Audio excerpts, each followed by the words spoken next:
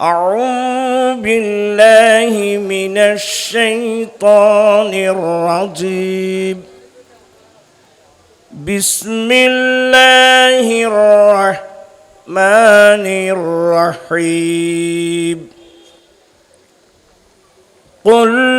لا أسألكم عليه أجرا إلا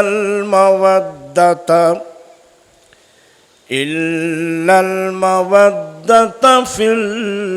القربى صدق الله مولانا العظيم وصدق رسوله النبي الحبيب الكريم ونحن على ذلك لمن الشاهدين والشاكرين والحمد لله رب العالمين ربي صلي وسلم وبارك عليه